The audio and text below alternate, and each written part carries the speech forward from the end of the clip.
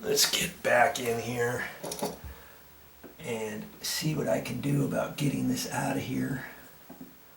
Now, I have not ever worked on this switch box before, and that's okay. There's going to be lots of times you're going to get into something and you'll never have worked on something before either, but most of them are going to be about the same. If you've done one, you can probably more than likely figure out how to do the next.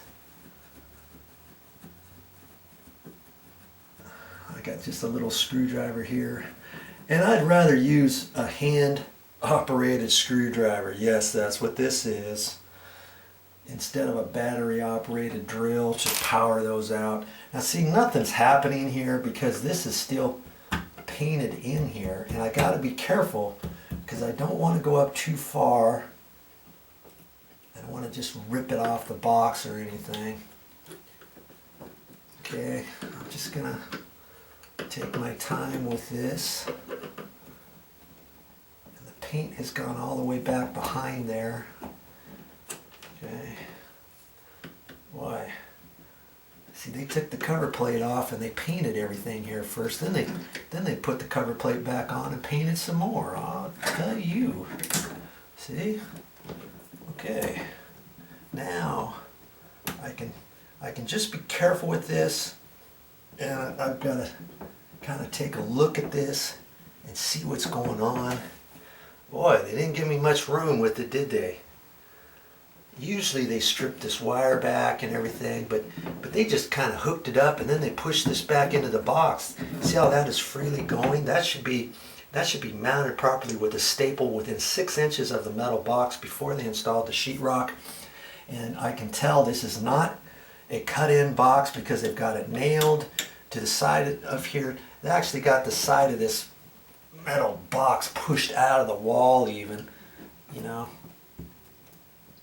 And I don't think I want to mess with that, but I could probably loosen up the nails, bend it over, push this in. In fact, I might. See, I tell you I'm not going to work on it, and then I change my mind. So it's okay. You can change your mind once in a while.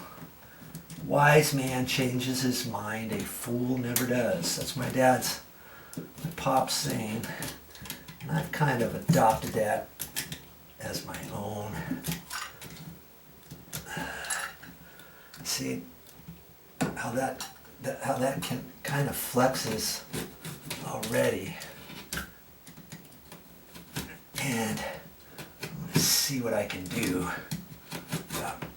about getting this in. This wasn't really part of the project, was it? My pliers here.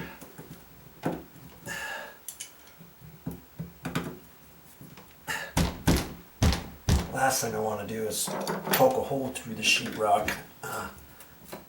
Maybe I can loosen this side up, get it off the paint there, and just slightly loosen it.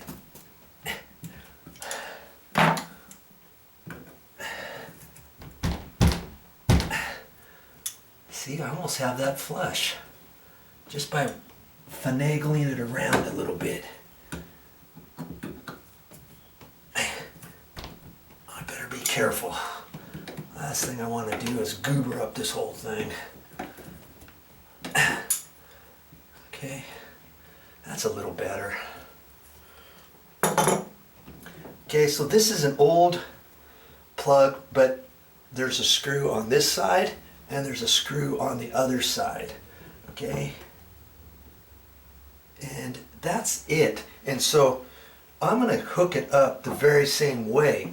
Now usually you only have hot wires going to the switch. See, both of these are gold, and so you would have a black wire here and a black wire here, and then here's an area for a ground wire. Well, they don't even have a ground wire in this box, do they?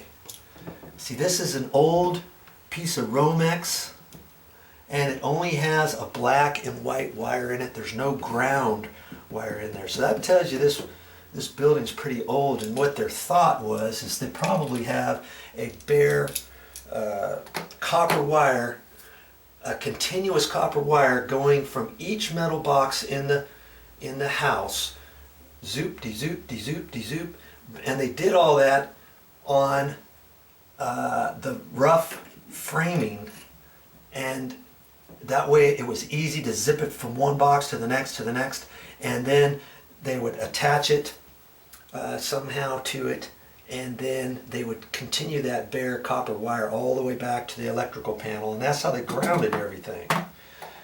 And in the old days, okay? So there's no ground wire in here, so obviously that means I'm not going to use this ground screw.